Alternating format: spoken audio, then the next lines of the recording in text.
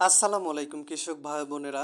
বাঙ্গি গাছে ফুল এলেই জালি টিকে না, বাঙ্গি হলুদ হয়ে ঝরে পড়ে। আজকের ভিডিওতে আমি দেখাবো সহজ ও প্রাকৃতিক উপায়ে দ্রবণ, যা ব্যবহারে মাত্র 7 দিনেই বাঙ্গি গাছে ফুল ফল দিয়ে ভরে যাবে। এই গোপন কৌশলটি দেখতে এক সেকেন্ডও মিস করবেন না। প্রথমেই কয়েকটি ভাটিকা ফল এভাবে থেতলা করতে হবে। তারপর কয়েকটি তেলাকুচিয়া পাতা এভাবে থেতলে নিতে হবে। তারপরে কয়েক কোয়া রসুন এভাবে থেতলে নিতে হবে।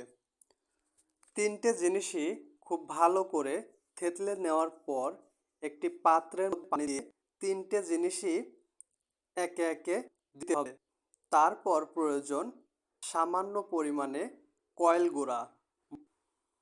কয়েল গুঁড়া এভাবে ঢেলে দিতে হবে সামান্য পরিমাণে, এবং আধা চা চামচ হলুদ গুঁড়া এভাবে দিয়ে তিনটে জিনিসই খুব ভালো মিক্সিং করে একটি ছাঁকনি দিয়ে এভাবে সেঁকে নিতে হবে। হয়ে গেল খুব সুন্দর একটি দ্রবণ। মনে রাখবেন কয়েল গুঁড়া যেন বেশি না হয়।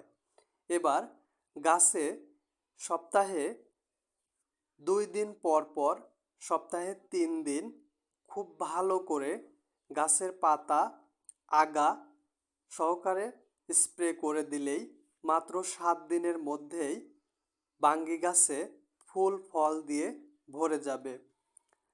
এছাড়া বাঙ্গি গাছের বৃদ্ধি হবে এবং আগের চেয়ে 5 গুণ ডালপালা ছড়াবে।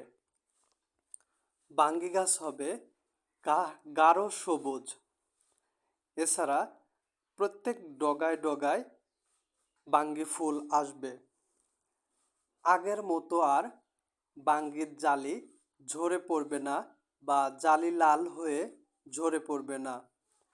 প্রত্যেকটি জালি টিকে যাবে। এছাড়া বাঙ্গি গাছের আগাগুলো দেখতে আরও সুন্দর হবে। গাছে নতুন কুশি দিয়ে ভরে যাবে। এছাড়া বাঙ্গি গাছের বিভিন্ন ধরনের ছিদ্রকারী পোকা আছে, সেগুলি দমন হয়ে যাবে। ভিডিওটি ভালো লাগলে চ্যানেলটি সাবস্ক্রাইব করবেন এবং লাইক, কমেন্ট, শেয়ার করতে ভুলবেন না।